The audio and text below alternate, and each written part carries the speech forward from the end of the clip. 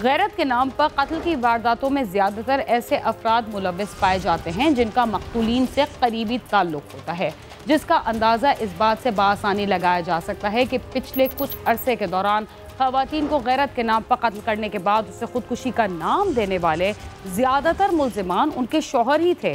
देही माशरे में ख़वातीन और बच्चों की देखभाल और तालीम और तरबियत का ज़िम्मेदार रिवायती तौर पर न सिर्फ वालिदैन और भाई बहनों को समझा जाता है बल्कि करीबी अजीज़, चाचा, मामू और कज़न्स को भी ये हक़ दिया जाता है कि वो जिन चीज़ों को बुरा समझें ख़वातीन और बच्चों को उनसे रोक सकें। मगर बाज़ अफराद इस हक़ को इस्तेमाल करते वक्त ये नहीं सोचते कि दूसरों के बच्चों की इस्लाह करने के लिए उन्हें किस हद तक जाना है या उन्हें उसका कितना हक़ हासिल है। जब वो अपनी हद से तजावुज़ करते हैं तो बहुत सारे मसाइल जन्म लेते हैं, जिनमें गैरत के नाम पर कत्ल का मसला भी शामिल है और ख़वातीन सिर्फ अपने माँ बाप और बहन भाइयों के अलावा दूसरों के रहम करम पर ज़िंदगी गुजारने के लिए मजबूर होती हैं। अना की आग में जलने वाले और फिर जल कर संगीन जुर्म के मुर्तकिब होने वाले ना सिर्फ दूसरों का नुकसान करते हैं बल्कि खुद भी ऐसी दलदल में फंस जाते हैं जिससे निकलना मुश्किल होता है। थाना कोटली सतिया में एक नौजवान को इंतहाई सफाकी से कत्ल किया गया। उसका जुर्म ये था कि उसने ख़ानदान की लड़कियों के चाल चलन पर एतराज़ किया था। आइए देखते हैं कि नौजवान को किसने कत्ल किया और उसकी लाश के साथ क्या सलूक किया गया, मुल्ज़िमान को कैसे गिरफ्तार किया गया और वो कहाँ रूपोश थे।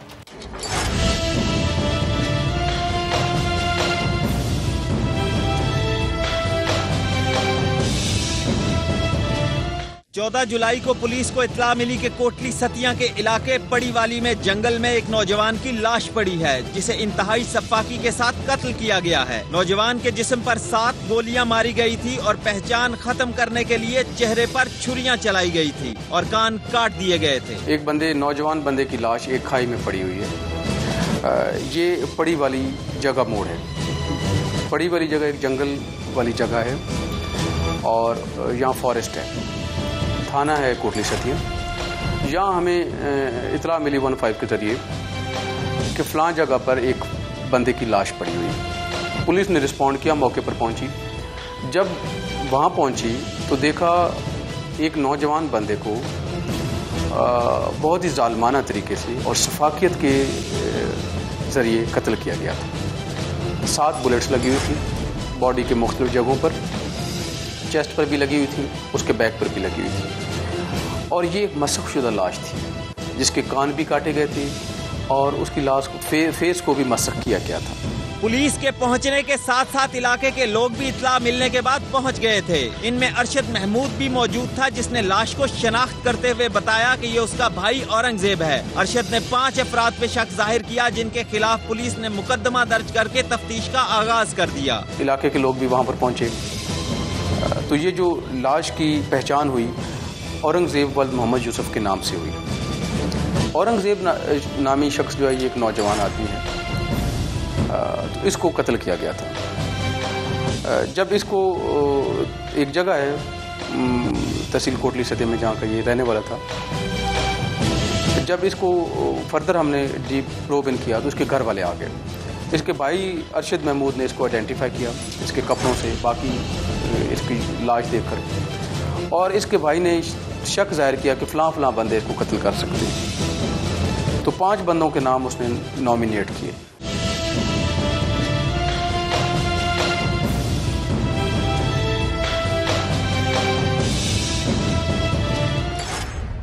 कत्ल की वारदात के बाद जब मुल्जिमान की तलाश शुरू हुई तो उससे 1 रोज़ पहले ही इलाके से कमर इकबाल गायब था और मकतूल के भाई को जिन लोगों पर इस कत्ल का शक था उनमें कमर इकबाल का नाम भी शामिल था।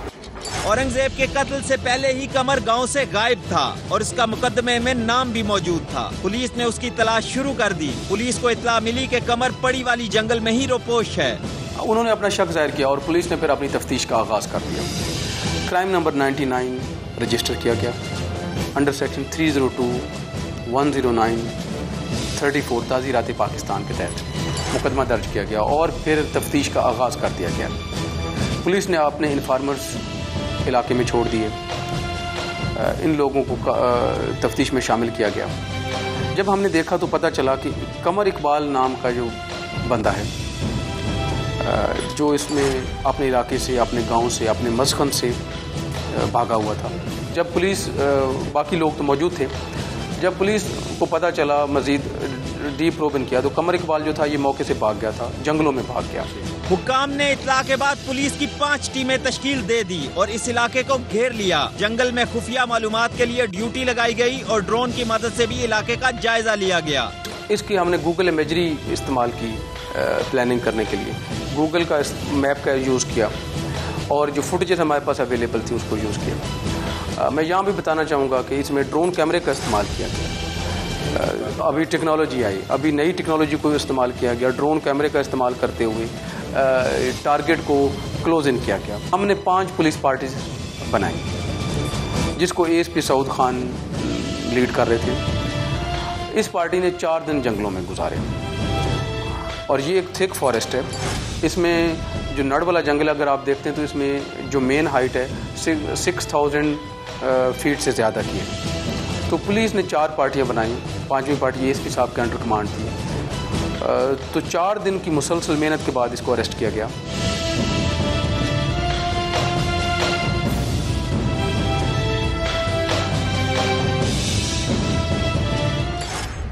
मंजर-ए-आम से गायब हो जाने के बाद पुलिस ने मुलजिम को तलाश करना शुरू कर दिया और 4 दिन की मेहनत के बाद जंगल से कमर को गिरफ्तार कर लिया गया। मुलजिम ने पुलिस के सामने एतराफ जुर्म कर लिया, उसने ही अपने कज़न औरंगजेब को कत्ल किया है।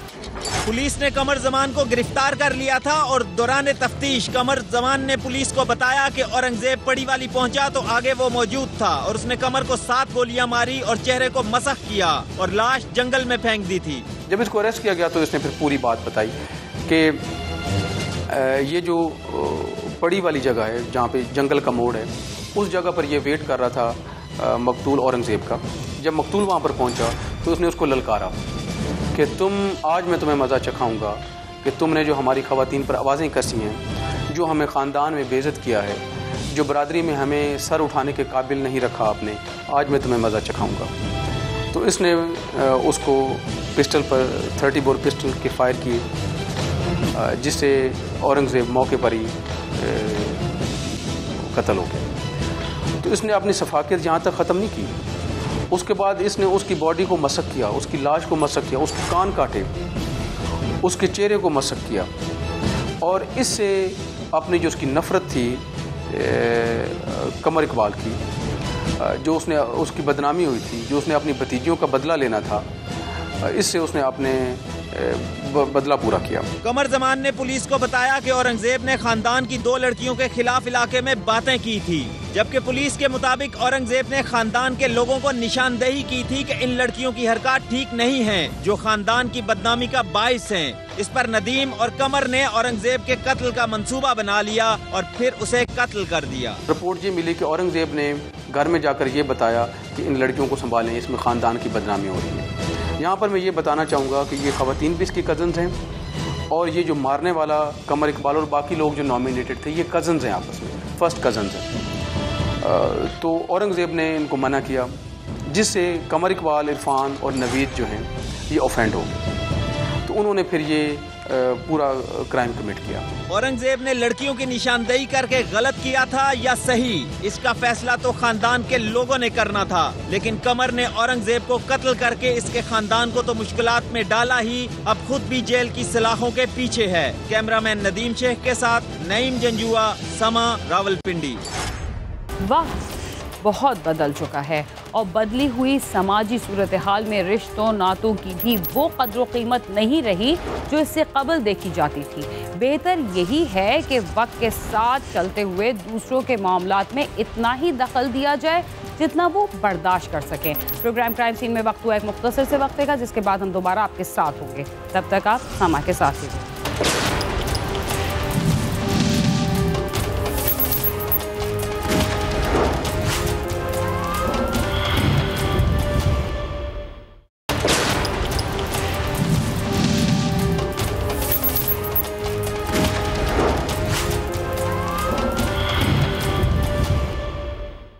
प्रोग्राम क्राइम सीन में एक बार फिर खुशामदीद। गुर्बत, और जहालत के नतीजे में पेश आने वाले खौफनाक वाक़यात से लाताल्लुक़ी का इजहार करने के बाद हम अपने आप को बरीउज़िम्मा समझने लगते हैं। लेकिन किसी भी गलती के लिए एक शख्स को कसूरवार नहीं ठहराया जा सकता, बल्कि उस गलती से जुड़े बहुत सारे लोग कसूरवार होते हैं। जेहलम के इलाके खेवड़ा से लापता होने वाली लड़की को पुलिस ने बाजियाब करवा लिया। लड़की ने लापता होने के बाद निकाह भी कर लिया था, मगर अदालत के पूछने पर वो अपने माँ बाप के घर चली गई। यानी इश्क का बुखार 1 माह में उतर गया। आइए देखते हैं इस वाक़े में कौन कसूरवार था।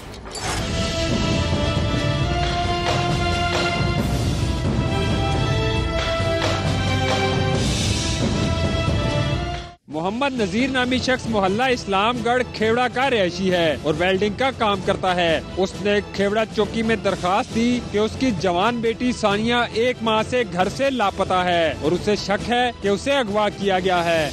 मोहम्मद नजीर नामी शख्स जो कि मोहल्ला इस्लामगंज चौकी खेवड़ा पिंड दादन खान थाने की हदूद में आती, तो वो थाने तशरीफ लाए 3/9 को, मतलब 3 सितंबर को, और उन्होंने आके बताया कि ये वेल्डिंग का काम करता है बंदा मोहम्मद नज़ीर, और उसने आके बताया कि मेरी बेटी सानिया नज़ीर ये 8 अगस्त को अगवा हुई है, घर से गायब है और उसका कोई अता पता नहीं हमारे पास। पुलिस ने मोहम्मद नजीर से इतने दिन बाद आने की वजह पूछी तो उसने कहा कि वो बदनामी के खौफ की वजह से अब तक पुलिस के पास नहीं आया था। उसने अपने तौर पर भी बच्ची को तलाश किया मगर वो नहीं मिली। उसे 4 अफराद पर शक है कि उन्होंने उसकी बेटी को अगवा किया है, जिसके बाद पुलिस ने मुल्ज़मान को मुकदमे में नामजद कर लिया और तफ्तीश शुरू कर दी। कुछ दिन कम 1 महीने के तो वो हमारे पास आए, तो हमारा पहला कंसर्न ये होता है कि इतना लेट आप हमारे पास क्यों आ रहे हैं। तो उन्होंने फिर बताया जी कि लेट आने की वजह यह है कि हमारी जो सोसाइटी और माशरा उसके अंदर हम हमेशा अपनी बच्चियों की, औरतों की इज्जत का ख्याल रखते हैं। तो पहले हमने अपनी बेइज्जती की वजह से वो नहीं बताया और नहीं हमने वो इन्फॉर्म किया पुलिस को, और उसके बाद अब इसके दौरान हम अपनी तौर पे भी एफर्ट करते रहे। तो हमें शक है कि ये कुछ 4 लोग हैं, ये इन्वॉल्व हो सकते हैं मेरी बच्ची के अगवा में। तो जब वो थक हार गए तो उन्होंने फिर हमें 3 सितंबर को जब बताया तो इमीडिएटली हमने उसमें FIR की। 335 नंबर मुकदमा दर्ज हुआ 365B के तहत।